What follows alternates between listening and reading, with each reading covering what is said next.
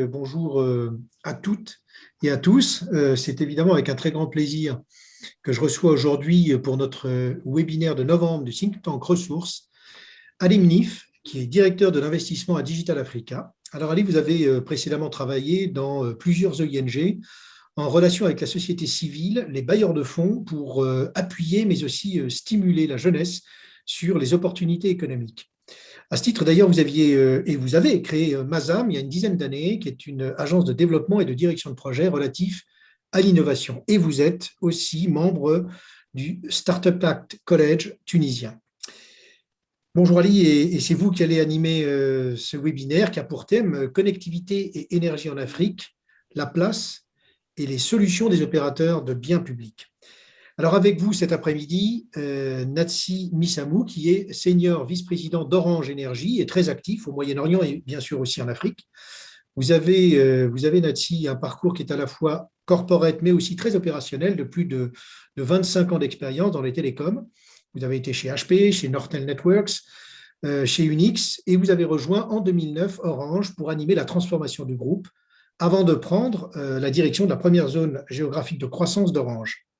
Bonjour Natsi et ravi que vous soyez avec nous. Et enfin, Jean-Paul Camus. Alors Jean-Paul, vous êtes aujourd'hui consultant senior en environnement, c'est-à-dire les secteurs de l'eau, de l'assainissement bien sûr, de l'énergie et de la propreté. Vous êtes de formation ingénieur, vous avez un parcours international, mais aussi français, de premier plan puisque vous avez exercé vos fonctions de direction générale à la Société des Eaux de Marseille. Vous avez été en poste en Italie, en Arabie Saoudite et dans plusieurs pays d'Afrique pour le premier groupe mondial de services à l'environnement. Ravi que vous soyez avec nous. Merci Jean-Paul d'être là. Et puis bienvenue à tous. Avant de passer la parole à Ali Mnif, quelques mots brefs de présentation à propos de Ressources. C'est un think tank qui a été créé en 2004 et c'est avant tout, je dois dire, une formidable aventure humaine qui rassemble des personnalités très diverses, beaucoup d'universitaires, des représentants d'ONG, des politiques, des institutionnels, de nombreux dirigeants de secteurs privés, mais aussi de la santé et fonds d'investissement et plus récemment fondations. En tout cas, tous, nous avons une profonde conviction sur l'importance première qui doit être accordée aux services essentiels et à leur accès comme une véritable source de développement humain. L'objectif de Ressources aujourd'hui, de notre think tank, c'est d'alerter, c'est de dialoguer bien sûr, c'est de recommander, mais aussi de faire savoir, avec pour intention de mobiliser l'attention des décideurs et des médias sur ces problématiques d'accès aux services de base dans les pays émergents pour qu'il y ait enfin une prise de conscience, une mobilisation et le lancement d'actions concrètes. Alors le thème aujourd'hui que nous avons choisi fait suite au webinaire que Ressources avait organisé au mois de juin et il a pour but d'illustrer de façon très pragmatique la place et les solutions des opérateurs de biens publics. Et pour en parler, je vais passer maintenant la parole à Ali qui va animer cette session. Merci beaucoup, Patrice. Bienvenue à tout le monde dans ce webinaire. Un réel plaisir d'être avec vous. Je vais essayer dans un premier temps de poser un peu le sujet en essayant d'apporter un peu de mon expertise, mais également de faire participer nos panélistes avec justement leur background et leur expertise. Un sujet important, connectivité et énergie en Afrique, la place et les solutions des opérateurs de biens publics. Alors j'ai dit, je vais essayer d'apporter un peu de mon expertise, vu que j'ai travaillé sur des écosystèmes d'innovation en Afrique depuis quelques années déjà, et je vois qu'aujourd'hui en Afrique, l'innovation vient en réponse à des défaillances. Et un des sujets où il y a eu beaucoup de défaillances, c'est le sujet de connectivité, que ce soit au réseau haut débit, à l'énergie, etc. Et cette défaillance, et parfois même ces cas de faillite des opérateurs publics responsables de l'approvisionnement, de la distribution, de l'exploitation et de l'accès au réseau de connectivité que je viens de citer, a créé de nouvelles formes d'innovation. Je voulais partager avec vous justement le leapfrog qui fait référence au saut que fait la grenouille en fait, pour outrepasser des obstacles. Et c'est un peu ça qui s'est passé en Afrique avec comme exemple le premier, durant les années 80 et 90, lorsqu'il a fallu équiper l'Afrique en réseau filaire, en réseau de téléphonie filaire, face à la défaillance et à la faillite des opérateurs publics. Il a fallu attendre que la téléphonie mobile, grâce à des opérateurs comme Orange, et je poserai justement la question à Natsi dans ce sens, qui est venu équiper d'une manière extensive l'ensemble des populations et des foyers. Pareil, ces dernières années, avec justement la connectivité au réseau haut débit, face à l'incapacité des opérateurs publics de relayer les foyers avec de la fibre optique, aujourd'hui, on trouve des solutions d'Internet via satellite ou d'Internet WiMAX qui viennent équiper des foyers en Internet haut débit. Et vous l'avez également, dans un webinaire précédent, évoqué la question de l'électrification de l'Afrique face à la défaillance des réseaux nationaux. S'installent aujourd'hui en Afrique plusieurs réseaux, micro-réseaux, qui, avec des pointes de 40% évoquées lors d'un dernier webinaire, qui a permis à des pays justement de se raccorder à ces réseaux d'électricité. Donc, aujourd'hui, le leapfrog est devenu une tradition africaine. C'est le cas aujourd'hui dans le bancaire, avec justement ces fintechs africaines qui brillent et qui remplacent la défaillance des secteurs bancaires. On le voit également dans la logistique, avec des startups qui aujourd'hui permettent le raccordement et les liaisons logistiques avec une efficacité qui dépasse largement les opérateurs classiques et opérateurs nationaux, bien entendu. Donc, je pense que ça permet justement déjà d'introduire le sujet de la connectivité et comment l'inventivité africaine justement répond à ces challenges. Défaillance, pourquoi également? Parce que la connectivité a un sacré coût pour le contribuable africain et pour les pays africains. La connectivité ou l'accès universel à la connectivité au débit en Afrique coûtera 100 milliards de dollars avec une installation de plus de 250 bornes 4G et plus de 250 000 kilomètres de fibre optique qui seraient à installer d'ici 2030. Et certains pays, justement grâce à ce leapfrog, se distinguent avec, par exemple, le Nigeria qui, durant ces 19 dernières années, a connu une croissance du nombre d'internautes de 55 000%. Le Nigeria, grâce à cette croissance, aujourd'hui, se classe 7e par le nombre d'utilisateurs d'Internet et également le Nigeria est naturellement 7e dans le monde de par sa démographie. Donc, le Nigeria n'a fait que rattraper un retard et a retrouvé sa place naturelle en termes de nombre d'utilisateurs d'Internet. Grâce à quoi? Grâce aux nouveaux moyens mis à disposition pour les internautes nigérians pour se connecter, satellite, WiMAX, 4G, 2.5G, etc. On parlait également d'électricité, pareil. Aujourd'hui, on a 600 millions de personnes en Afrique subsaharienne qui n'ont pas accès à l'électricité. Ce chiffre risque malheureusement d'augmenter à cause de la pandémie. Et on parlait de coûts pour l'Internet haut débit, c'est 500 milliards de dollars qui seraient nécessaires pour justement garantir un accès universel à l'électricité en Afrique d'ici 2030. Alors, on a parlé de leapfrogging et de solutions innovantes. On a parlé d'opérateurs aujourd'hui qui sont des opérateurs publics qui sont en panne et des opérateurs privés dans le cadre de PPP qui arrivent à trouver des solutions. Je pense également qu'il y a des startups qui arrivent à trouver des solutions beaucoup plus disruptives. Je donne quelques exemples ici avec naturellement des exemples d'Afrique anglophone dans un premier temps parce qu'ils ont eu de l'avance sur le reste de l'Afrique avec au Kenya Poa Internet qui connecte aujourd'hui les foyers nigérians grâce au WiMAX BRIC qui, moyennant un pay as you go, arrive à connecter via du Wi-Fi public les habitants de Nairobi. Pas très loin, en Tanzanie, une start-up américo-tanzanienne, Zola, équipe des foyers en petite centrale électrique avec un panneau photovoltaïque et des appareils adaptés. En Afrique francophone, on a Nourou au Congo-Kinshasa qui installe avec les pouvoirs publics et les autorités locales installe des mini-champs photovoltaïques pour connecter des collectivités locales. Et on a parlé Internet, on a parlé électricité. Cumulus en Tunisie arrive à générer de l'eau à partir de l'air qu'on respire et avec un device qui produit 30 litres par jour, un device à usage domestique. Cette start-up arrive à garantir de l'eau potable pour des foyers qui n'y ont pas accès. Donc, voilà, je pose un peu, le sujet, j'essaie de planter un peu le décor.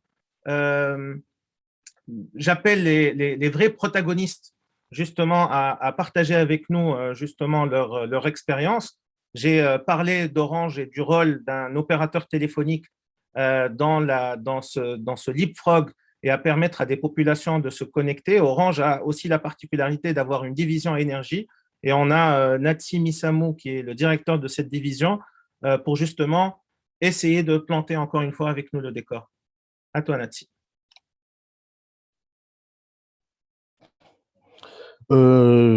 Merci Ali. Donc, ce que je peux dire sur le sujet, et quand on parle de connectivité, on parle de toutes ces problématiques de réseau, donc qui transportent différents fluides utiles aux populations. Donc, ces fluides sont soit des flux, des flux de données, dans le cas des opérateurs de télécom, ou des flux d'électrons pour les opérateurs d'énergie, ou des flux d'eau pour Jean-Paul, pour les opérateurs d'eau. Et globalement, ce sont on a des problématiques assez similaires parce il faut construire des réseaux pour transporter ces différents flux.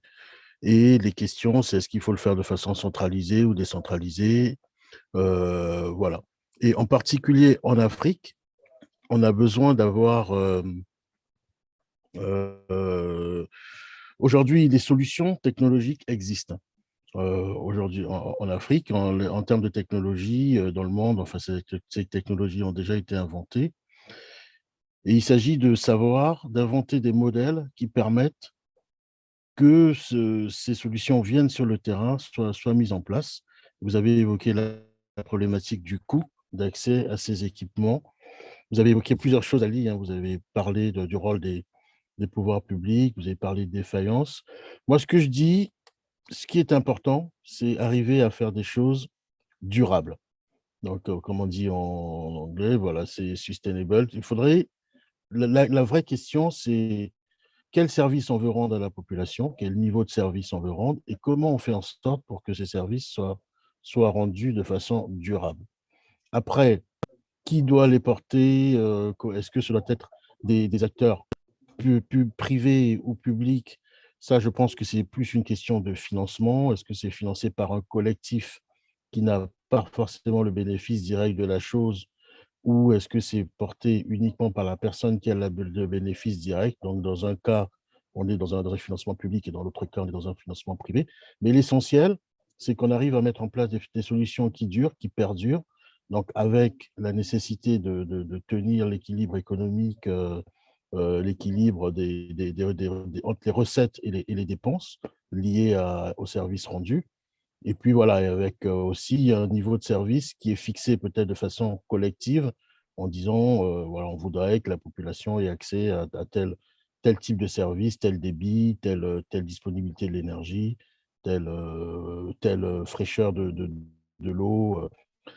Voilà, donc globalement, toutes les avancées technologiques sont bonnes à prendre, hein. Nous sommes une communauté humaine à l'échelle de la planète. Je pense qu'on en est tous de plus en plus conscients que voilà, de l'effet du battement d'aile à l'autre bout de la planète produit sur la Terre entière.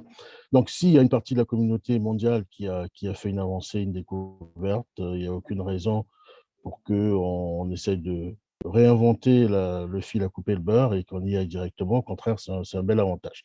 Donc, il faut simplement y aller en préservant l'équilibre économique pour que les solutions que l'on met en place soient durables. S'il y a un regret que je peux avoir, par rapport à ce que vous disiez, Ali, moi, c'est plutôt d'avoir construit peut-être un peu trop de ce qu'on appelait les éléphants blancs, c'est-à-dire construit un peu trop de projets qui font très bien sur la photo, mais dont on n'a pas prévu la capacité de pouvoir se soutenir et durer et rester pérenne dans le temps. Et malheureusement, ça continue encore un peu, on continue encore à en voir.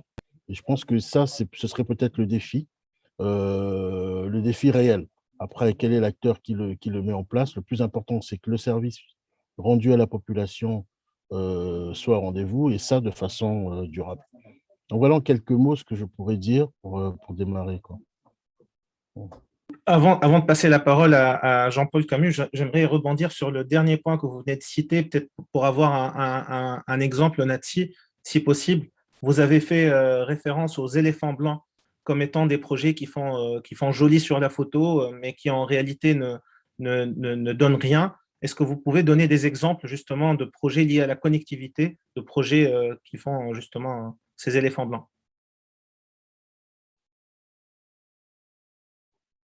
Toujours moi, Ali, ou d'autres Oui, personnes?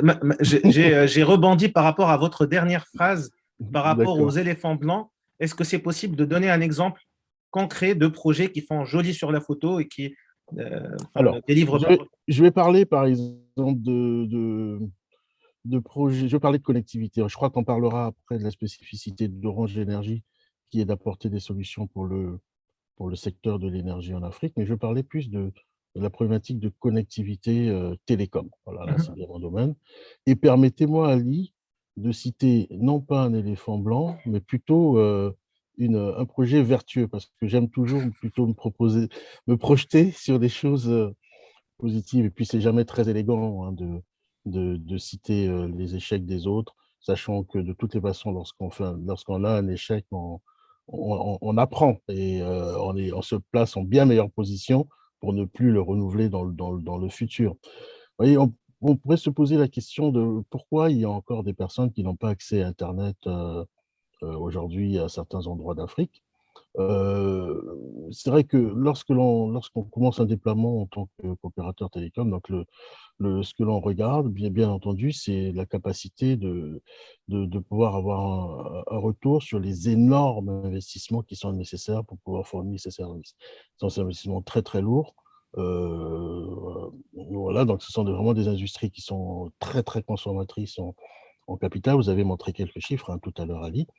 Et donc, c'est vrai que nous, on va naturellement commencer le déploiement par plaque géographique en partant d'abord des zones les plus denses et fournir ce service dans ces zones les plus denses en population. C'est la façon d'assurer un retour le plus rapide. Et on va ensuite mailler le pays en rajoutant au fur et à mesure les zones les plus éloignées, jusqu'à arriver à des zones qui sont vraiment très éloignées, où là, donc c'est un peu l'équivalent des zones blanches, on le trouve partout en Afrique, dans le monde, hein, pas qu'en Afrique.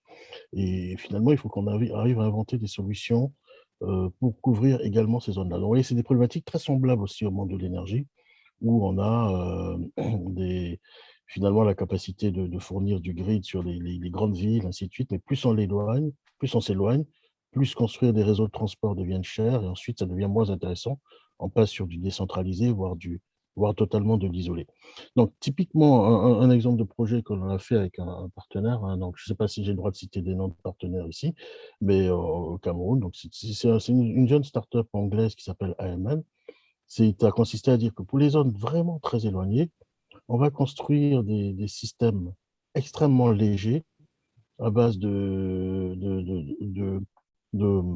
d'antennes radio très light, faites vraiment pour rayonner sur de tout petits rayons de 5 km, monter sur des mâts autonomes en électricité, consommant très peu, 500 watts, et pouvoir comme ça déployer de façon très unitaire pour couvrir une toute petite population de façon très ciblée. Et après, c'est comme vous l'aviez mentionné, en utilisant des raccordements satellites, on, euh, on raccorde ça de façon pendulaire à nos cœurs de réseau, et ainsi les populations lointaines peuvent accéder aussi à Internet, mais en n'ayant pas eu, pour nous, de notre part, à déployer des choses très lourdes. Donc, pour moi, les meilleurs exemples sont des exemples qui vont aller le plus proche possible de l'endroit, hein, de l'endroit où se font où se vivent la réalité des besoins. Et après avoir passé suffisamment de temps avec les gens sur place, on est capable d'inventer ensuite, d'adapter les solutions pour pouvoir faire du sur-mesure, euh, bien dimensionné à l'endroit et de façon durable. Donc voilà, je voulais citer cet exemple-là, et c'est vrai que c'est un exemple où on voit qu'on ne peut pas toujours vouloir tout faire tout seul. Donc, avoir ce partenaire, par exemple, qui va travailler sur des solutions très light, avec une ingénierie dédiée, mais également tout l'aspect commercial que ça implique, la capacité à ramener de l'airtime, c'est-à-dire la possibilité de se recharger, y compris dans les villages, donc il y a des coûts logistiques, et puis peut-être même donner des téléphones très légers, ce qu'on appelle des feature phones. On a aussi une offre, nous, chez Orange, qui s'appelle le Sansa. Mais bon, on a des feature phones un peu générales. Donc, avoir une proposition bien adaptée à l'endroit, ça permet de faire des choses qui ne sont pas des éléphants blancs, justement. Merci beaucoup Natsi. Je retiens cette approche chaîne de valeur quelque part et logique partenariale où pour combler certains vides, vous apportez aussi de l'expertise externe.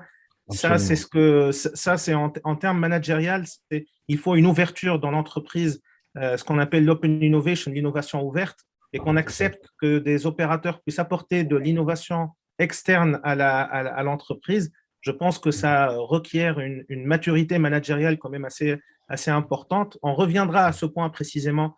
Est-ce qu'il y a cette maturité managériale parmi les opérateurs publics?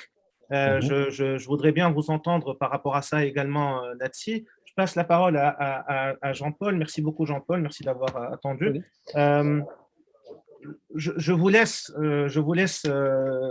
la parole et je m'impatiente d'écouter ce que vous avez justement apporté avec toutes les années passées sur le terrain, surtout en Afrique, à être en contact et en vis-à-vis direct des opérateurs publics.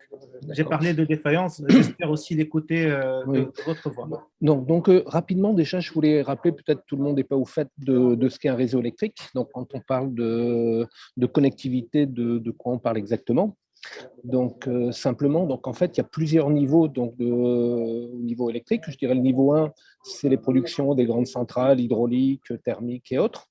Des lignes de transport qu'on appelle HTB, donc, qui permettent de transporter cette électricité sur des dizaines, voire des centaines de kilomètres, dans des tensions qui sont de 220 kV jusqu'à 400 kV et pas plus. EDF avait essayé à un moment de passer des lignes d'1 million de volts et abandonné parce qu'il y avait des problèmes techniques qui n'ont pas su résoudre. Et puis des premiers postes sources, en fait, des postes de transformation qui vont transformer donc cette haute tension dans des tensions plus facilement moins chères à transporter, dans du 20 ou 30 kV. Donc ça, c'est le niveau 1, je dirais, des réseaux tels qu'on les connaît en Europe. Après, donc, on a un deuxième niveau donc, qui va être cette distribution de lignes à moyenne tension. Donc la moyenne tension, c'est entre 5 et 30 kV. Et c'est des lignes avec lesquelles on peut transporter l'énergie sur des kilomètres ou quelques dizaines de kilomètres, guère plus. Donc, et de la même façon, à nouveau des postes de transformation donc pour transformer cette tension dans le 220-380 qu'on va utiliser. Et puis le dernier point, donc, c'est les lignes basse tension. Donc, on va distribuer à partir de ces postes de transformation l'énergie. Et si on veut rester dans une tension raisonnable, pas avoir de perte de tension, donc des difficultés pour la population, il ne faut pas dépasser quelques centaines de mètres entre le poste de transformation et la livraison finale. Voilà. Donc, ça, c'est donc un schéma classique, je dirais, européen. Après, il faut avoir en tête quand même que les lignes n'ont pas du tout les mêmes prix. On rejoint le problème, bien sûr, de l'investissement. Une ligne haute tension, ça coûte dans les 500 000 € le kilomètre. Et ça rejoint ce que vous aviez dit tout à l'heure. Enfin, pour le Gabon, l'interconnexion de l'ensemble du pays, ça coûtait de l'ordre de 500 millions d'euros, rien que pour les lignes, sans compter, bien sûr, toute la partie transformation, la partie production d'énergie. Et alors qu'une ligne HTA, ça vaut dans les 100 000 € le kilomètre, soit 5 fois moins cher que la ligne HTB. Donc, aujourd'hui, pour connecter l'ensemble, il y a vraiment un problème d'investissement et un problème technique. C'est-à-dire que la consommation aujourd'hui en Afrique, et moi je connaissais bien le Gabon, donc est relativement faible. Si on prend les chiffres, la production totale d'énergie en Afrique, c'est, je crois, 500 et quelques 700 TWh. C'est guère plus que la production de l'Allemagne seule. Donc il y a peu de consommation. Et donc ça m'entraîne sur quels sont les besoins, effectivement, aujourd'hui, les besoins à satisfaire en Afrique. Hein, et les premiers besoins, lorsqu'on développe un réseau, ben, c'est les besoins d'éclairage. C'est le premier niveau. Le deuxième, et ça va faire plaisir à Monsieur Missamou, c'est de recharger son téléphone portable. Le troisième, c'est la télé Canal+. Au Gabon, à chaque fois qu'on raccordait des abonnés, eh ben, il y avait Canal+, qui se trouvait un client de plus. Donc, intéressant pour eux. Mais ce besoin, je pense, pour la population, d'avoir de l'information, d'avoir une vue extérieure. Et puis ensuite, ben, des besoins un peu plus d'autres conforts, quoi, le ventilateur, le congélateur, etc. Et ça, donc, c'est des besoins souvent qu'on exprime, on va dire qu'on peut les satisfaire de façon individuelle, mais je crois qu'on oublie quand même que pour chacun des villages et autres, il y a des besoins collectifs. Et les besoins collectifs, ben, ça va être de l'éclairage public. Alors, éclairage public, il y a des solutions, bien sûr, d'éclairage avec du solaire. Moi, j'en ai vu pas mal installés, mais au bout de 2-3 ans, les batteries ne fonctionnent plus, il n'y a pas d'entretien de ces batteries, et donc le système d'éclairage public qui a été installé dépérit. Il y a des besoins d'électricité importants aussi pour l'eau potable, parce que c'est quand même un des besoins essentiels, hein, après l'électricité, avoir de l'eau potable. Et puis, il y a des besoins, ben, là aussi, pour les relais téléphoniques, enfin, toutes les antennes et autres. Donc, ben, souvent, quand c'est des grandes antennes, ben, il y a des groupes électrogènes. Je suppose que maintenant aussi, on trouve un peu de solaire, mais à chaque fois qu'on a l'utilisation du solaire, on se pose le problème du stockage de cette énergie. Hein. Et je prends l'exemple du Gabon, les piles à l'équateur, les besoins d'éclairage, ben, ils sont 12 heures de nuit, 12 heures de jour. Les besoins d'éclairage et donc de consommation, ils sont la nuit. Et le solaire, c'est le jour. Donc, on bute sur ce problème de stockage et il y a quelques solutions dont on pourra parler. Donc, par rapport à tout ça, quel peut être le rôle des opérateurs? Bon, il y a des rôles, donc je crois qu'on a souvent parlé de PPP, hein, donc où va-t-on faire l'investissement? Donc, on peut faire l'investissement dans des grands ouvrages. Donc, je dirais au niveau HTB, on fait un barrage, on crée des choses comme ça. Au niveau un peu en dessous, ça peut être des centrales solaires, mais toujours avec ce problème d'énergie. Moi, ce qui me semble intéressant, c'est aujourd'hui d'essayer de coupler, lorsqu'on a la possibilité, des barrages et de l'énergie solaire, parce que le barrage, c'est une excellente solution pour stocker l'énergie solaire. Donc, limiter la baisse du niveau du barrage. Et limiter la baisse du niveau du barrage, c'est aussi améliorer le rendement qu'on va obtenir, puisque la hauteur de chute va être plus importante. Donc, ça, c'est un point d'intervention. Sur les réseaux eux-mêmes, je n'ai pas vu beaucoup de cas où les gens finançaient des réseaux. On finance facilement un organe de production parce que c'est facile finalement de mesurer l'énergie qu'on va vendre et d'avoir un comptage. Ou alors c'est regrouper une ligne avec une unité de production parce que la ligne est indispensable pour évacuer la production qui a été réalisée. Et puis ensuite, bon, on peut investir à des niveaux un peu plus bas, je dirais, dans le côté tension, donc au niveau d'une petite collectivité, avoir donc des groupes électrogènes, du gaz ou d'autres choses. Mais là où je voudrais insister, c'est que ce n'est pas forcément évident et ni rentable, ni techniquement possible de développer des réseaux interconnectés tels qu'on les connaît en Europe.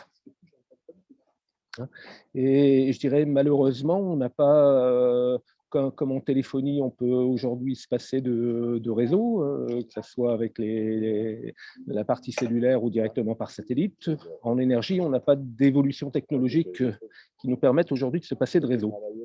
Ça, donc, je crois que les solutions, c'est plutôt des solutions mixtes, suivant la densité de population, et il faut adapter finalement les réseaux et ne pas vouloir, je dirais à tout prix, copier le modèle européen et vouloir faire des réseaux interconnectés un peu partout.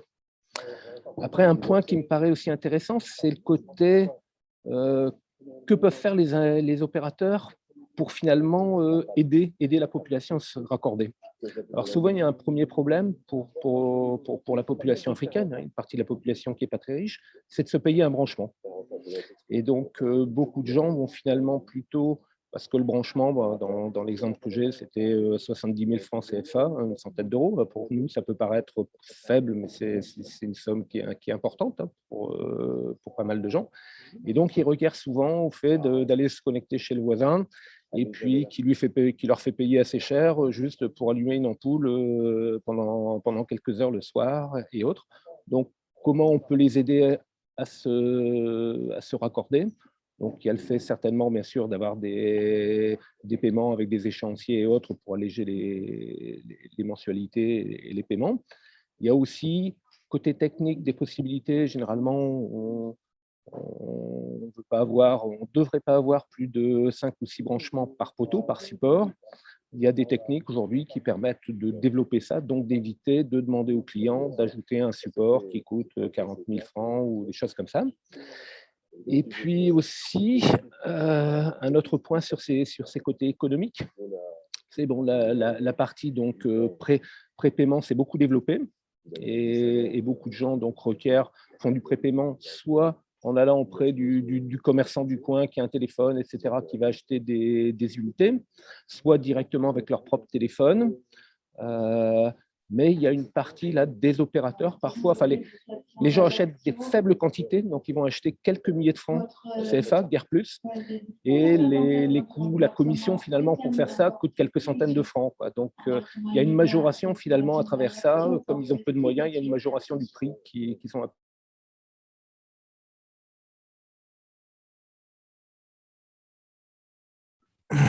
Je pense, Jean-Paul, vous nous Oui, entendez? oui, je vous entends. C'est un peu coupé. Je ne sais C'est un pas peu... si vous avez terminé ou... Oui, j'avais terminé, mais... D'accord. Parfait. Merci beaucoup. J'aimerais justement rebondir sur cette question de prépaiement ou de pay as you go qu'on retrouve sur la connectivité, qu'on retrouve aujourd'hui sur la connectivité au débit et à Internet d'une manière générale, qu'on retrouve également dans l'électricité. Hérité, c'est un business model qui a été, je pense, Nati, corrigez-moi si je me trompe, inventé par les opérateurs de téléphonie mobile. Est-ce que ce prépaiement ou pay as you go, où les gens paient un jour d'électricité ou une heure d'électricité, peut finalement répondre aux besoins et justement permettre à ces 600 millions d'Africains qui sont sans électricité d'avoir justement un accès récurrent à l'électricité? Alors, la question est vraiment au cœur, hein, de la raison pour laquelle un opérateur comme Orange, et il y en a d'autres, s'intéresse à apporter des services au secteur de l'énergie. Donc, le pay as you go, juste pour être précis, hein, alors, nous, opérateurs télécoms, on a effectivement inventé en Afrique, pour s'adapter, le prépaiement. Parce que vous savez, la téléphonie en Europe, la plupart du temps, est plutôt en post-paiement. Ça veut dire, on consomme de la téléphonie et après, on reçoit la facture de ce que l'on a consommé, ce qui paraît à peu près normal, hein. Normalement, d'abord, on consomme et après, on paye ce qu'on a consommé. Et donc, pour cela, en effet, on doit donner son relevé d'identité bancaire et pouvoir ensuite, comme ça, être débité des montants que l'on doit.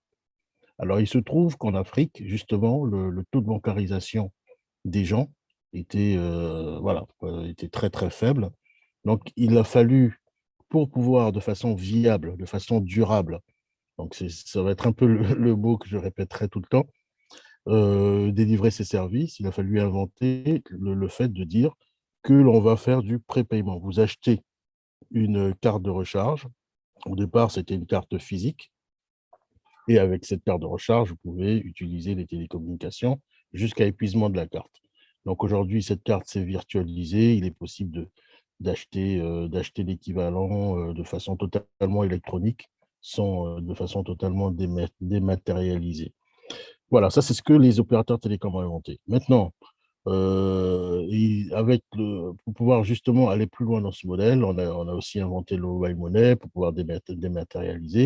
Et il y a un certain nombre de briques de paiement qui ont été mis en place et très spécifiques à l'Afrique. Derrière, pour les kits solaires, ce que je disais, hein, c'est que finalement, on a cette technologie qui existe pour une personne qui veut éclairer quelques lampes, comme disait Jean-Paul, et qui n'a pas la chance d'avoir un voisin qui a une connexion à un poteau.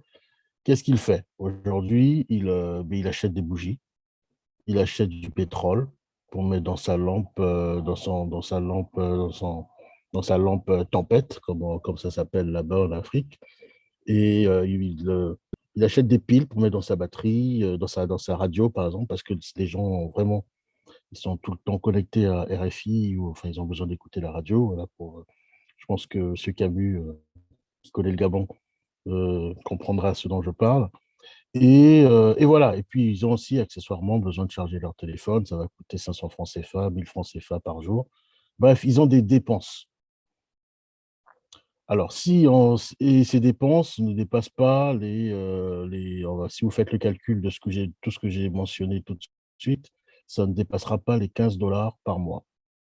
Donc, c'est vrai que si vous venez avec une solution Solar Home System qui permet de faire tout ça, recharger son téléphone, s'éclairer, avoir une radio solaire, et vous leur dites, écoutez, achetez ça, c'est très très bien, ça coûte 200 dollars, eh ben, ils ne vont pas l'acheter, c'est normal. Et eux, ils dépensent 15 dollars au maximum. Donc, C'est là. Nathi, ça m'envoie à une question très, très importante que je vous pose à vous deux. Est-ce que justement, par rapport à ces problèmes de connectivité, est-ce que le problème vient de l'offre ou de la demande? Parce que là, ce que vous êtes en train de dire, Nathi, c'est qu'il y a un problème par rapport à l'offre. Pour moi, je dirais que c'est.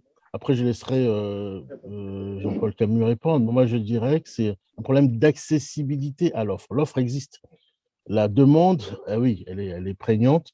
Elle est de 600 millions off-grid, mais attention, même dans les 600 millions restants qui ont une connexion au grid, ce n'est pas une connexion stable, permanente. Donc, eux aussi, ils ont des besoins. Il y a vraiment beaucoup de gens qui ont des besoins. Donc, la demande est là. Les offres sont là, mais comment on fait le lien?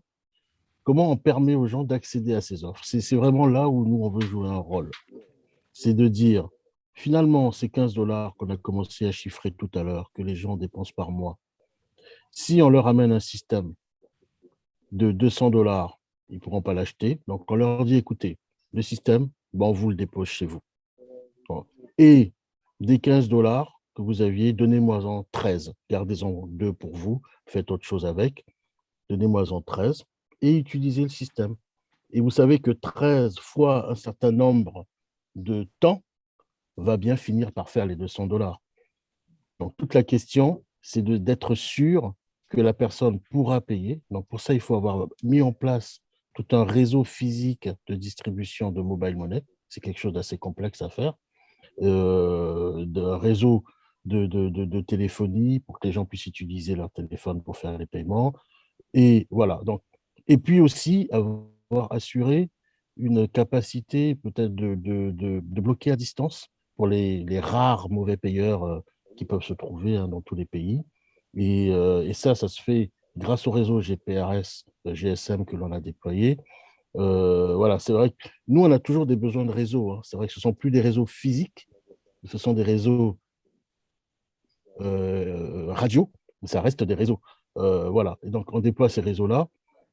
Et avec ça, les gens ont commencé à pouvoir contrôler à distance, pouvoir dire si le paiement n'a pas été fait, mais d'abord on prévient les personnes via des SMS ou alors via des messages vocaux dans leur langue naturelle, dans leur langue maternelle, pour qu'ils puissent faire les repaiements.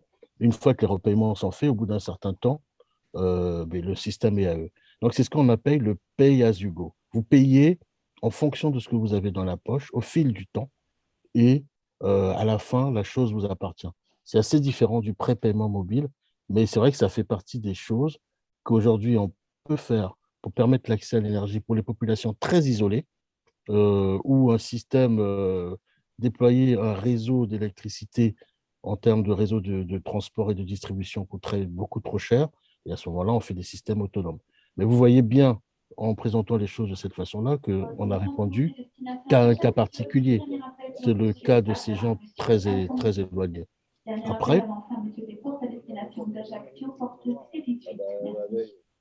voilà. Après ça, on a tous les gens qui sont dans des zones plus denses où il y a des mini-grids, ou bien dans des gens qui sont en ville, qui ont aussi des problèmes d'accès. Et là aussi, les technologies peuvent permettre de répondre, mais je vais peut-être en parler ensuite seulement. Je vais laisser… Jean-Paul, justement, répondre à la question, est-ce qu'on a un problème d'offre ou de demande en Afrique? Suivant l'endroit où on est, les deux. Donc, non, C'est non, simple, non, on coche toutes les cases. je vais être un peu plus explicite. Donc, dans les grandes villes, hein, je vais prendre, oui, souvent c'est un problème d'offre, parce que donc on a à la fois une population qui grossit dans les villes, donc beaucoup de gens qui quittent la campagne pour venir à la ville, pour y trouver des services et autres, et puis en même temps une consommation individuelle qui augmente. Donc, ça veut dire que les réseaux anciens, il faut les renforcer.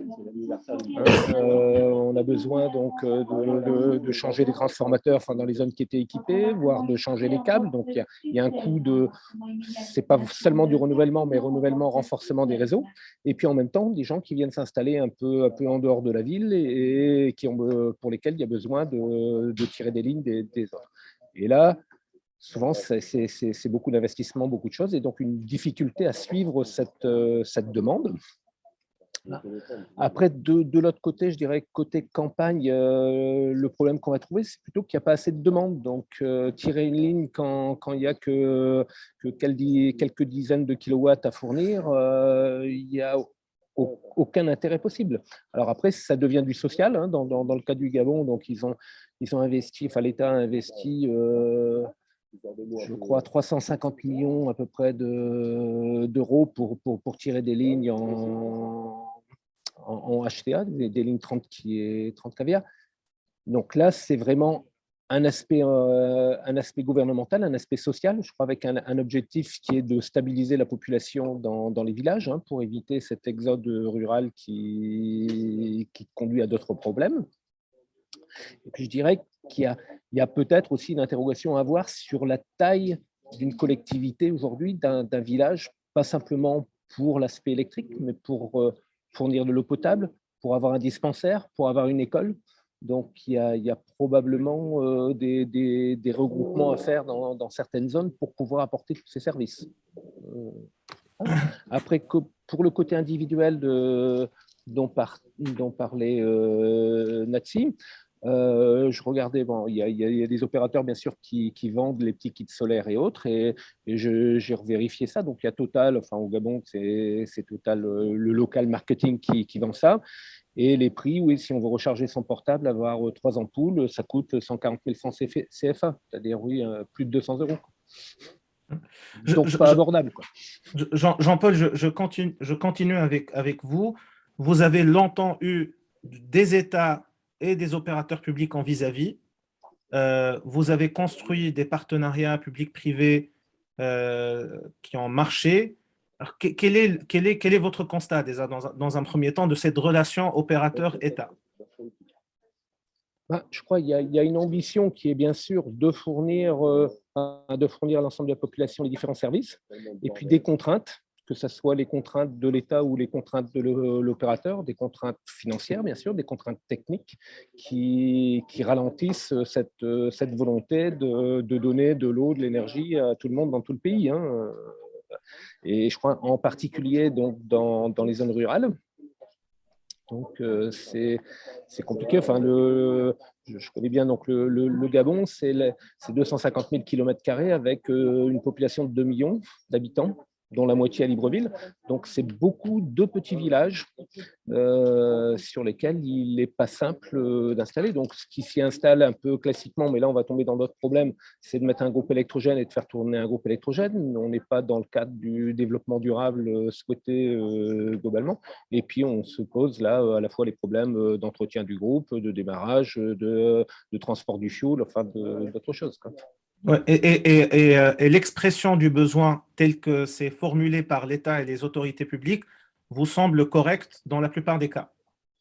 Je crois l'expression du besoin, oui, c'est de raccorder tout le monde à l'eau et l'énergie, hein. C'est une expression simple. Après, comment on met les priorités?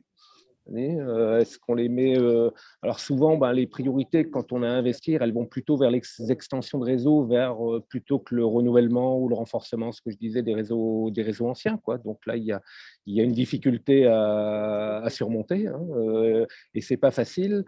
à la fois, donc, ça veut dire d'investir pour les nouveaux abonnés, ça veut dire des besoins de financement qui vont être remboursés en quelque sorte que dans le futur, et en même temps, et donc qui sont plus importants que ce qui était déjà en cours avec les nécessités de renouvellement de l'ensemble des lignes et de l'ensemble des équipements. Merci Jean-Paul. Je reviens à Natsi par rapport à Orange. On n'a pas trop parlé d'Orange. Avec justement, ça, on a évoqué cette logique de chaîne de valeur. Aujourd'hui, Orange, c'est d'abord un opérateur téléphonique, ensuite un opérateur énergétique. Il y a Orange Wallet, il y a Orange Bank. Quelle est l'étendue de ce dispositif et comment s'est fait justement ces intégrations entre les différents services d'Orange? Est-ce que c'est réplicable? Est-ce qu'en vous déployant sur un nouveau marché, vous réfléchissez directement à redéployer l'ensemble de la panoplie de services d'Orange? Oui, il y a plusieurs questions dans votre question, Ali, mais je tiens à préciser d'entrée qu'Orange est un opérateur de télécommunications et c'est tout ce qu'Orange est. On n'est pas un opérateur d'énergie, il faut absolument que ce soit clair. Mais comme je commençais à l'expliquer tout à l'heure, pour tout ce qui est PayGo, pour les kits domestiques isolés, il y a besoin de technologie aujourd'hui. Si on veut pouvoir le faire en Afrique, permettre aux gens de payer au fur et à mesure et avoir accès à ces kits solaires qui, sinon, coûteraient 144 000 francs CFA, comme vient de le dire Jean-Paul, donc serait totalement inaccessible. Aujourd'hui, il faut pouvoir permettre que les gens puissent payer 5 000 francs tous les jours, et ça, le mobile money le permet. Voilà. Et donc, ce sont des outils apportés par les opérateurs de télécommunications qui sont nécessaires. Et même si on prend le cas de réseaux de zones plus denses, où on peut construire, par exemple, un mini-grid, là, pareil, d'autant plus que ces mini-grids, souvent, sont faits par des partenariats publics-privés ou alors des producteurs indépendants d'énergie qui ont vraiment besoin de recouvrer leur argent. Mais il faut aujourd'hui procéder par des compteurs intelligents connectés, qui est directement interconnectés à du mobile money. Donc, nous, c'est ce qu'on appelle le porte-monnaie électrique, qui va faire que les gens, ils prépayent leur énergie et puis cette consommation est payée au fur et à mesure. Et ça permet aux gens d'assurer, aux opérateurs de mini-grid, d'assurer leurs revenus. Voilà. Et puis un opérateur a également en général une tour télécom à proximité. Et nous, on peut être un premier client industriel qui a la particularité de consommer de l'énergie pendant la journée. Comme on l'a dit, hein, il n'y a pas besoin de stockage, donc cette énergie, elle est intéressante à consommer directement. Donc voilà, on se met, nous, pour aider cette partie mini-grid, comme client du mini-grid et aussi fournisseur du porte-monnaie électrique qui permet le recouvrement. Et pareil, donc là, voyez, on n'est pas du tout producteur, on n'est pas le développeur du mini-grid, mais on vient apporter des solutions technologiques, comme pour les SHS, et aussi même dans les grids nationaux, dans les endroits où cette fois-ci il est rentable économiquement de tirer les lignes, et ainsi de suite. En Europe, le taux, le pourcentage de perte de chiffre d'affaires dans ce cas de figure dépasse rarement les 5%, et en Afrique, il est rarement en dessous des 25 à 30%. Donc, imaginez une seule seconde un opérateur qui perd au moins 25 à 30% de son chiffre d'affaires, voire même au-delà de 60% dans un pays comme le Libéria. C'est juste impossible après de demander aux mêmes d'investir dans le réseau, de le renouveler ou de l'étendre. Donc là aussi, on pense qu'il faut passer sur un modèle de prépaiement connecté en utilisant les solutions d'un opérateur de télécommunications qui permet de faire ça, de faire en sorte qu'il y ait moins de fraude et que l'énergie consommée soit vraiment payée. Bon, on n'est pas le seul comme opérateur à proposer ces solutions-là, mais on espère être en fait assez en avance. Et ça, c'est la tâche, comme vous l'aviez présenté, hein, le gap, il croît de jour en jour et il y a vraiment besoin de la contribution de tout le monde et de façon même transsectorielle, comme j'essaie de l'ébaucher là, pour arriver à faire avancer les choses. Je ne sais pas si j'ai répondu à toutes les questions, Ali. Si j'en ai oublié, n'hésitez pas à une bonne partie des questions et des interrogations. Merci beaucoup, Natsi. Et j'invite tous ceux qui nous suivent à continuer à poster leurs questions on viendra très rapidement à la session justement de réponse par rapport à vos questions. Je passe la parole à Jean-Paul par rapport à… J'ai posé la question peut-être de la mauvaise manière, je la repose. Quel est le bon modèle PPP à développer en Afrique? Quel est le modèle qui vous a le plus inspiré, Jean-Paul, en Afrique? Parce que c'est une question très importante. J'ai posé d'abord la question à Natsi par rapport à l'éléphant blanc, parce que je voulais l'interpeller par rapport au mauvais modèle à éviter en Afrique. Il a été très courtois justement à nous inspirer avec de bons exemples, mais je veux rebondir sur quelles sont les choses à éviter, quels sont les mauvais modèles, quelles ont été les mauvaises expériences, et peut-être finir par les bonnes expériences en termes de setup de PPP. De PPP, ben, un PPP, pour qu'il fonctionne, il faut qu'il y ait un investissement, il faut qu'il y ait une recette à l'autre bout. Hein. Donc, je crois qu'il faut trouver des zones où effectivement on va avoir ce que je disais. Donc, derrière, enfin, moi j'ai vu beaucoup de projets au Gabon sur des barrages. Hein. Vous savez que le Gabon, c'est un pays qui a énormément de richesses à ce niveau-là, hein, qui a un capital possible de 1200 mégawatts hein, au minimum, peut-être beaucoup plus. Donc, des possibilités de barrages un peu partout, mais souvent une difficulté avec les lignes dont je parlais et une consommation. Donc aujourd'hui, le Gabon, il a commencé des différents réseaux interconnectés, bien sûr, autour des grandes villes, hein, que ce soit Libreville, Port-Gentil, le sud, Franceville et autres. Et en plus, là, parce qu'il y avait des besoins aussi d'industriels qu'on n'a pas évoqués. Hein, on a évoqué plus la population, mais c'est important aussi de développer les industries. Donc, il y a ça, il y a pas mal de projets, mais il n'y a pas une demande, si je peux dire, à certains endroits assez proches des possibilités de production pour pouvoir réaliser de façon rentable ces barrages, en comptant non seulement, bien sûr, le coût du barrage, mais la ligne qui va être associée à ce barrage. Donc ça, c'est, je pense, la grosse difficulté. Donc, il y a beaucoup de projets qui sont freinés par ça. Donc, quelque part, une demande insuffisante. Et hormis cet exemple au Gabon, en termes de déploiement de gros projets d'infrastructure et de connectivité, est-ce qu'il y a un best-in-class, un élève modèle? Élève modèle. Donc, instantanément, j'en vois pas d'élève modèle, mais il y en a probablement. Non, je sais pas. Peut-être Patrice a des réponses là-dessus. Hein. Je reviens justement est-ce qu'on peut qualifier l'intervention d'Orange comme un partenariat public-privé dans l'exploitation d'infrastructures téléphoniques qui est déjà existantes et des réseaux qui sont déjà existants? Oui, je crois. Enfin, dans le cas, donc, je pense que ce sont des développements importants pour la population, hein, puisque en même temps, je dirais, le téléphone portable, ben, il fait la communication de base, mais il est devenu la banque pour beaucoup, Ouais. Hein, puisqu'il y a ce que disait tout à l'heure Natsi, les gens pas forcément sont peu bancarisés, donc ça, il est devenu donc un moyen de paiement pour pas mal de choses, hein, que ce soit l'électricité, l'eau, beaucoup de choses, de moyens de transmission dans la famille aussi. Hein, on peut verser de l'argent à ses parents ou suivant le besoin. Donc, oui, je pense que ces PPP-là sont des réussites. Hein. D'accord. Natsi, Oui. par rapport à justement il y a eu un avant opérateur privé dans les connectivités, que ce soit au fixe, mobile et Internet. Il y a eu un après.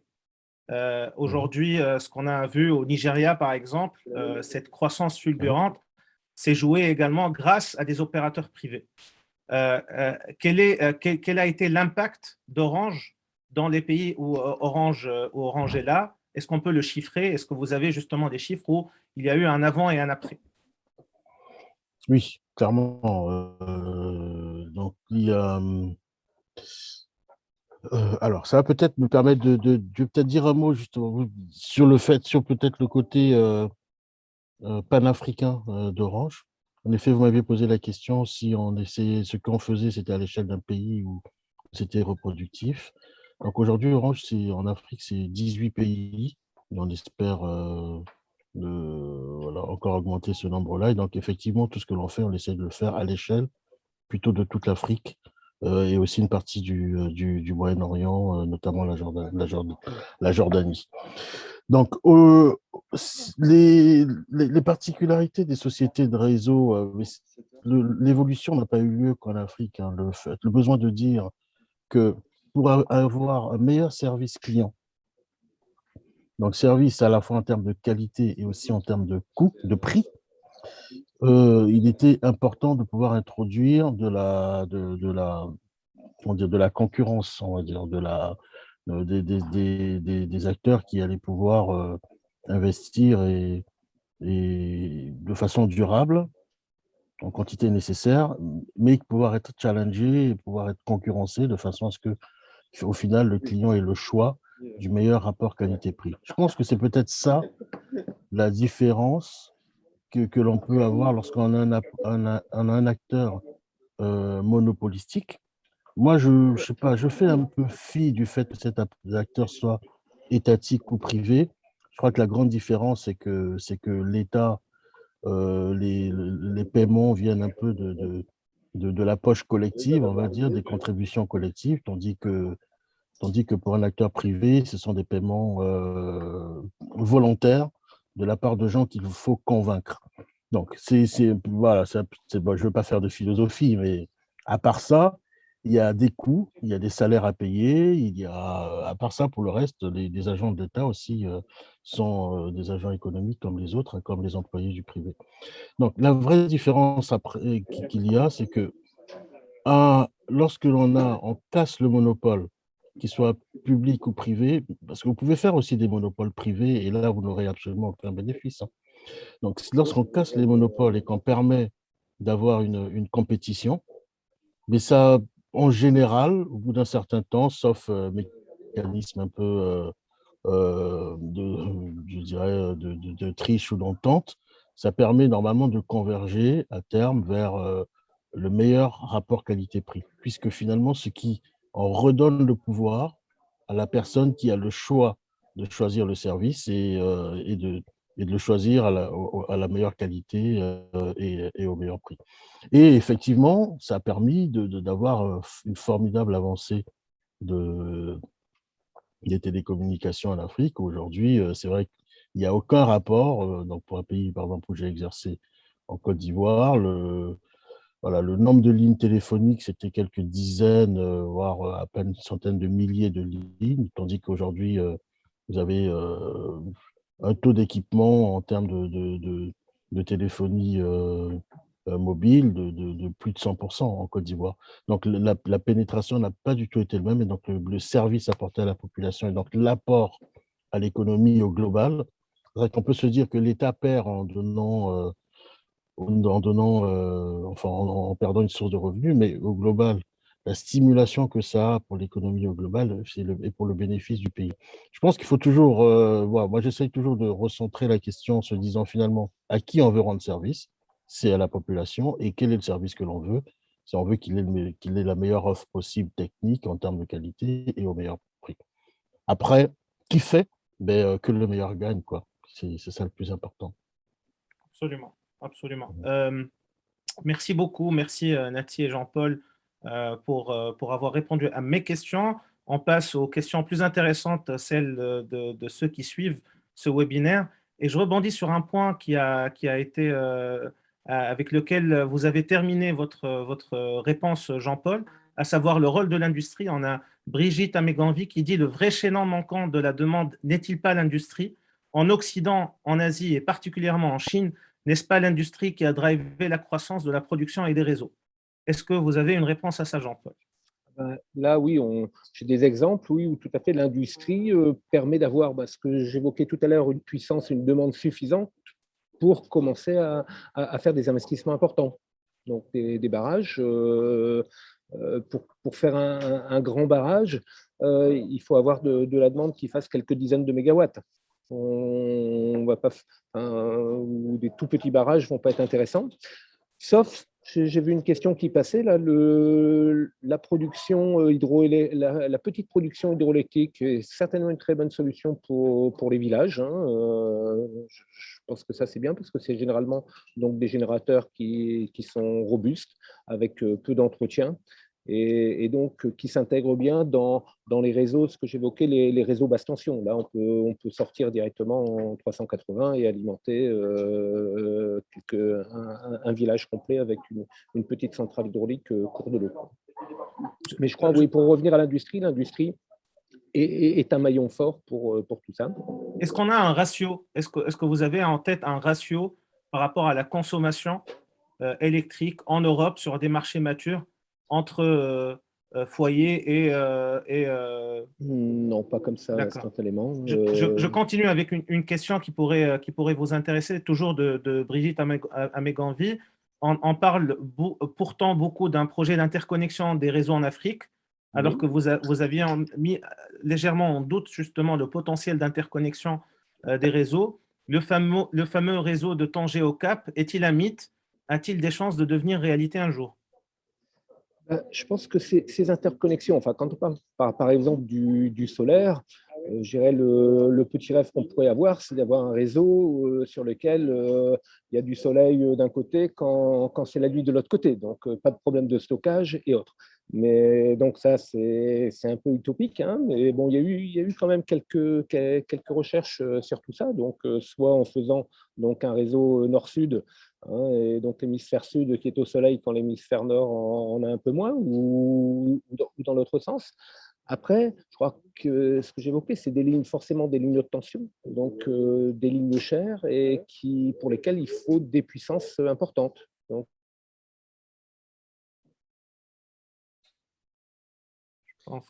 Ali, si je puis me permettre, il faut revenir. il y a une ligne, mais en petite puissance, là, c'est une ligne en HTB.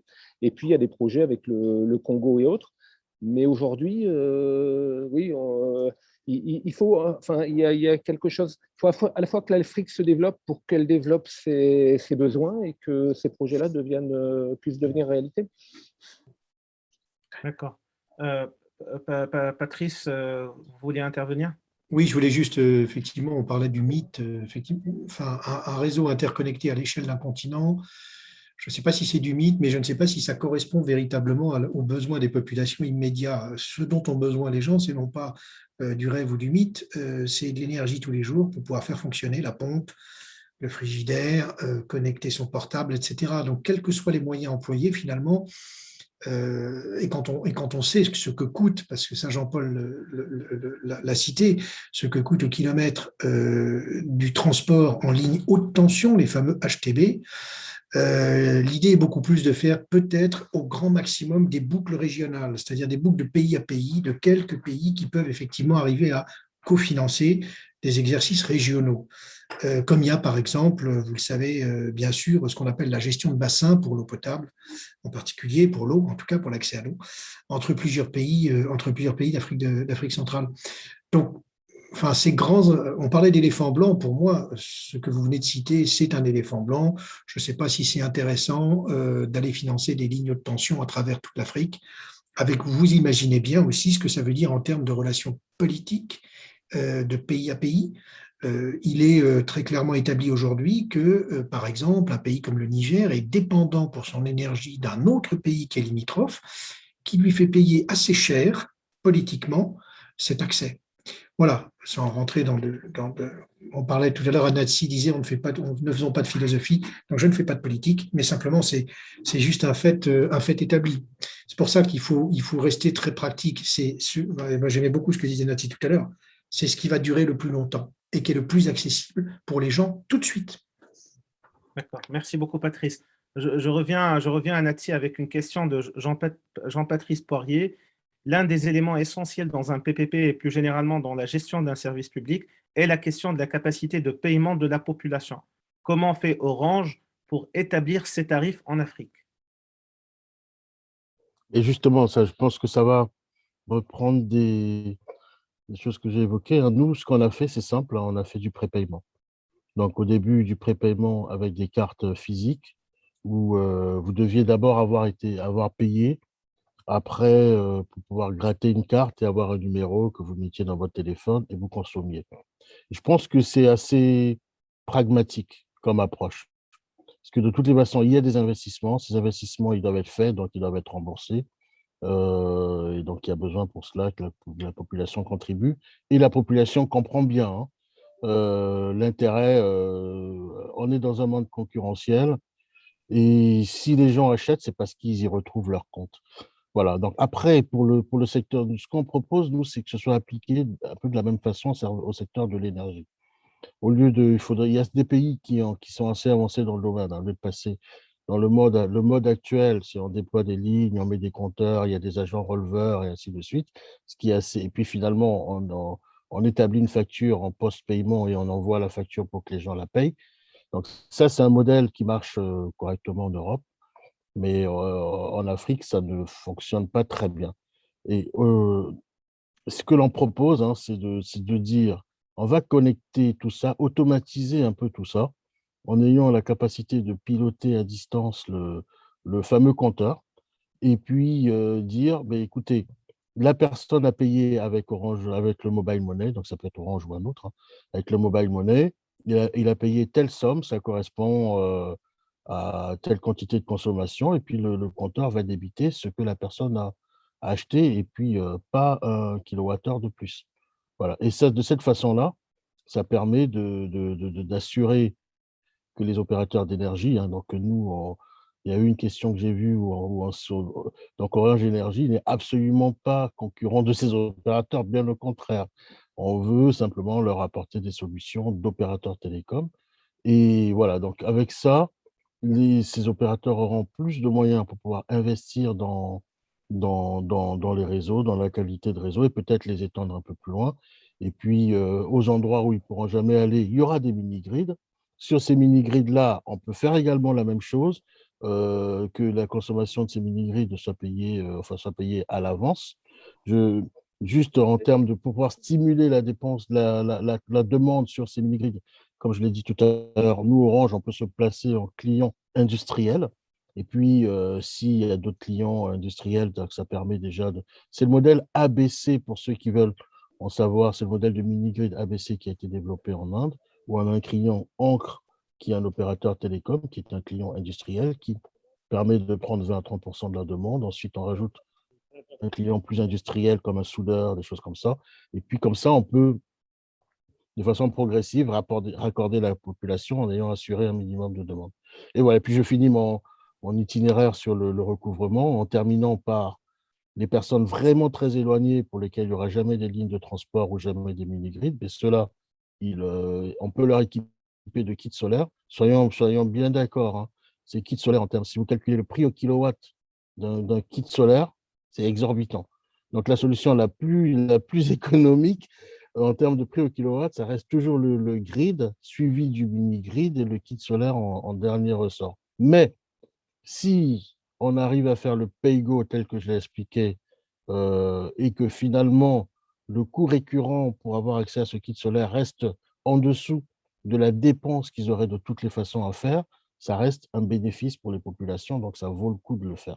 Et là-dessus, pareil, les solutions d'opérateurs télécoms permettent de faire du pay-go et permettent d'assurer que l'argent est collecté et que tout le système fonctionne. Merci Natsi. Je reviens à Jean-Paul Oui, avec cette question. je voudrais compléter ce que dit Natsi, quand même, deux points. Hein, je dirais. Autant côté télécom, il n'y a pas de souci de fraude. Hein, vous ne pouvez pas consommer si vous n'avez pas payé. Bon, les problèmes des compteurs d'électricité, c'est que parfois, ils sont bypassés. Donc, je veux dire, le fait d'avoir du prépaiement, ça n'empêche pas de devoir envoyer des agents vérifier les installations. Et côté eau, à ma connaissance, il n'y a pas encore quelque chose de suffisamment packagé à ce niveau-là. J'avais travaillé d'ailleurs avec Orange en Arabie Saoudite hein, sur le fait de créer des compteurs de ce type-là, mais aujourd'hui, ils n'ont pas encore vu le jour. Mais je vais rebondir peut-être sur ce que vient de dire Jean-Paul pour dire qu'effectivement, globalement, hein, dans les compteurs électriques qui permettent le prépaiement, donc il y a cette norme qui a été développée en Afrique du Sud il y a une quinzaine d'années qui s'appelle la norme STS, qui permet donc d'avoir ces compteurs avec avec des claviers où on peut rentrer un code et ça permet de faire le prépaiement. Et effectivement, je l'ai encore constaté récemment lors d'un voyage en Côte d'Ivoire, c'est que mais les gens, ils sont pas bêtes. Ils se rendent compte que finalement, il n'y a plus d'agent qui viendra chez eux. Et donc, du coup, c'est bon, le chat n'est pas là, donc on peut y aller gaiement. Voilà. C'est pour ça qu'on pense qu'il faut peut-être passer à une nouvelle génération de ce comptage intelligent avec le dispositif que l'on met en place, c'est que ce sont des compteurs connectés GPRS individuellement. Donc nous, en tant qu'opérateur télécom, ce que l'on fait, c'est qu'on peut baisser totalement le prix de la data pour ces applications IoT particulières. Et donc chaque compteur étant connecté individuellement, chaque tentative d'ouverture, de tampering, de bypass génère une alarme qui peut permettre de déclencher une visite. Et on peut aussi mettre des compteurs totalisateurs et puis après faire une addition entre la somme du tout doit être égale, le tout doit être égal à la somme des parties. Et lorsque l'on voit qu'il y a un décalage, on peut ainsi voir qu'il y a des soupçons de fraude et pouvoir ainsi transformer les agents releveurs en agents inspecteurs qui seront guidés par toutes ces alarmes générées par le réseau. Bon, voilà un peu ce que je peux rajouter. Natsi, vous venez d'évoquer un point que j'ai essayé de couvrir dans ma première présentation, l'innovation ouverte et l'open innovation. Quelle a été justement votre expérience personnelle chez Orange? Je sais qu'Orange elle a été précurseur justement dans l'installation d'habitude dans les marchés où elle opère à intégrer et interfacer des startups avec l'opérateur dans son métier. Quel a été l'apprentissage justement d'Orange et le vôtre par rapport à ces pratiques innovantes chez les startups, surtout liées à la connectivité?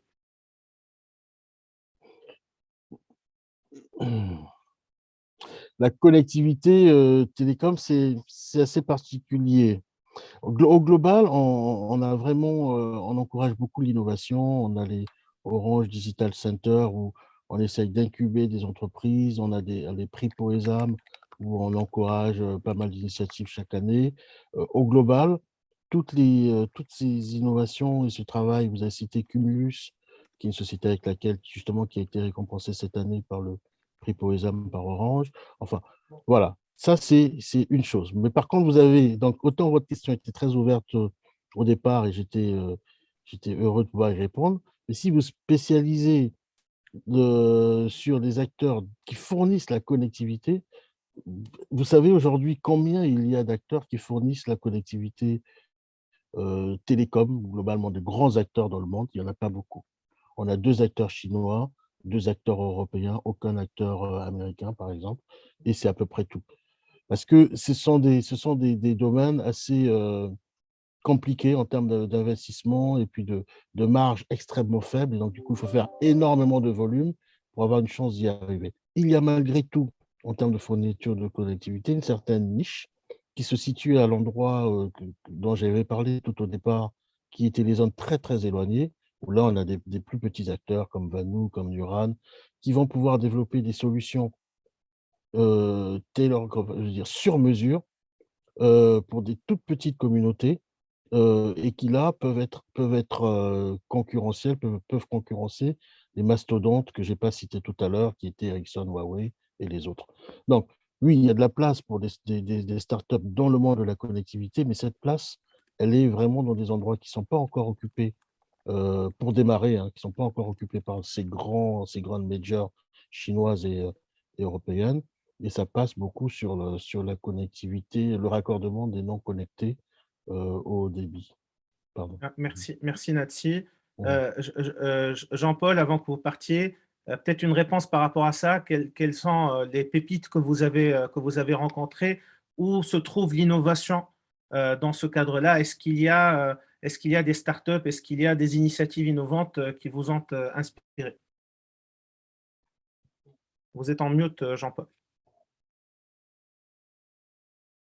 Moi, je voudrais revenir plutôt à des aspects tarifaires, l'innovation dans le fait de permettre aux clients, effectivement, mais c'est ce que disait aussi, de faciliter l'accès à l'énergie.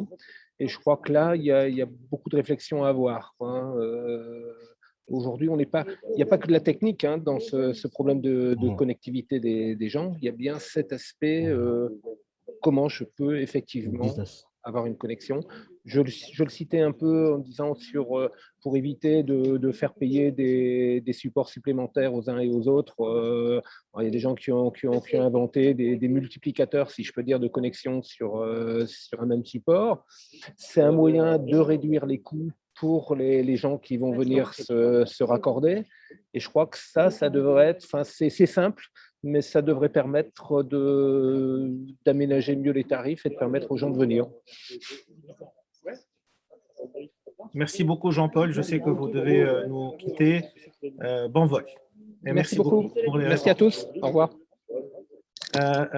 Nathy, on a encore une Merci, question de Abdelhamen Khalil. Bonjour, quel est l'avenir, à votre sens, du déploiement des capteurs IoT au service de l'énergie en Afrique? Et je sais que Orange travaille justement sur ce sujet, notamment sur des sujets liés à l'agriculture. Oui, bon, ben, je dirais que l'avenir est grand. Bon, je pense que ma réponse sera peut-être un peu courte si je dis que ça. Tout à l'heure, j'ai évoqué les compteurs intelligents. Ce sont des objets. L'IoT, globalement, moi, j'aime bien simplifier les choses parce que c'est vrai que souvent, lorsqu'on reste sur les sigles, ça paraît toujours mystérieux. L'IoT, il s'agit de dire, ce sont des objets qui ont une connexion, voilà, c'est-à-dire avec lesquels on peut communiquer. C'est ça le challenge. Aujourd'hui, on peut communiquer avec des téléphones qui sont derrière des hommes, mais là, un objet qui n'a pas un homme derrière lui, comment on peut converser avec lui? Globalement, c'est ça. Et puis, donc, il y a des challenges parce qu'il faut que ces objets aient une alimentation électrique qui ne consomme pas trop. Enfin bref, je ne vais pas m'étendre plus sur la définition de l'IoT, mais on voit ce que c'est. Donc, lorsqu'on parle, par exemple, de compteurs intelligents, ben, s'il s'agit de fournir ces compteurs de façon connectée pour pouvoir avoir des fonctionnalités de résistance à la fraude qu'on a évoquées tout à l'heure, ben, il faut fournir des solutions IoT. Ça peut se faire aujourd'hui lorsque vous faites une connexion GPRS. Ce ne sont pas c'est pas les grands noms de l'IoT, mais ça permet de faire cette connectivité. Et je pense que pour démarrer, aujourd'hui en Afrique, ça remplit totalement le besoin. Aujourd'hui, c'est un point relativement important, hein, parce qu'il y a eu plusieurs initiatives de développement de réseaux IoT plus ou moins privés à mettre à disposition directement ou à faire développer par les opérateurs d'énergie eux-mêmes. Des réseaux LoRa, des réseaux radio privés, ce genre de choses.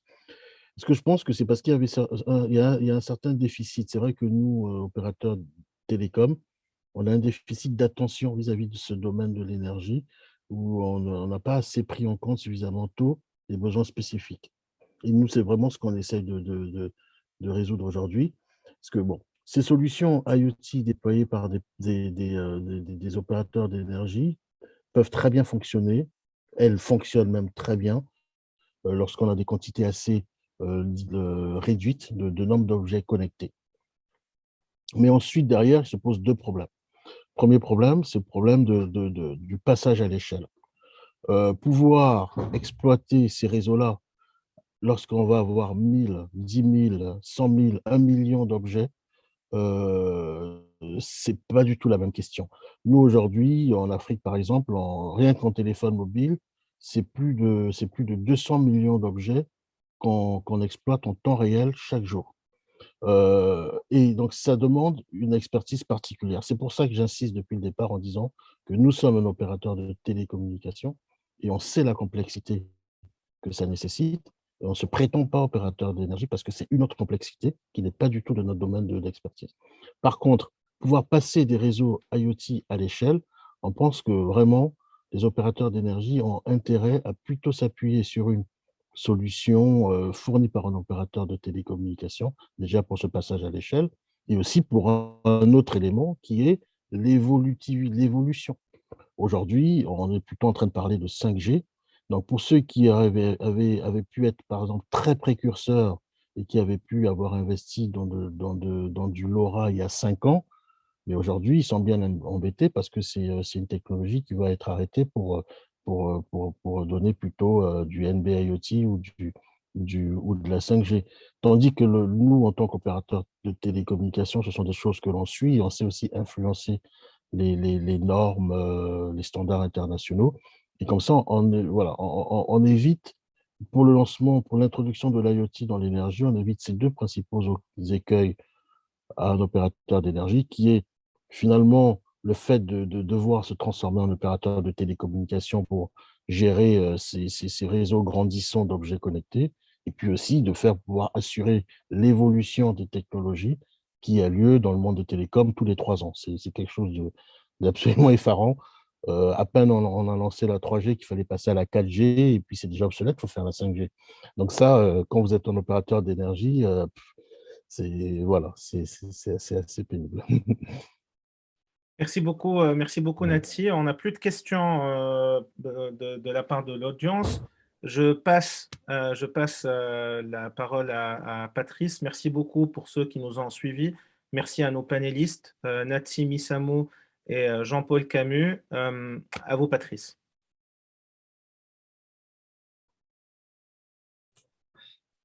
Merci infiniment, un très grand merci pour cet échange qui était à la fois très précieux, très instructif, de vous être bien sûr rendu disponible.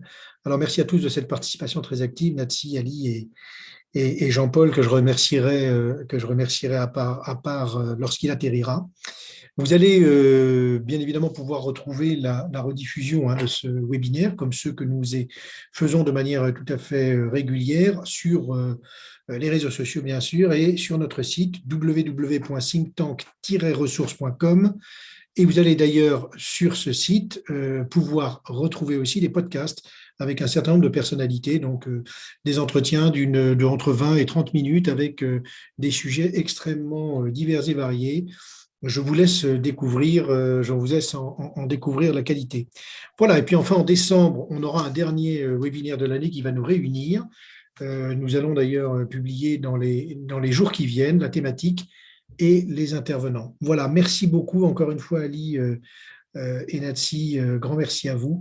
Et puis, je sais qu'il y a une question qui n'a pas été répondue. Je vais la convoyer, comme on dit, à Jean-Paul. Elle lui était destinée. Et puis, la personne qui l'a posée recevra sa réponse individualisée. Merci encore et à très bientôt.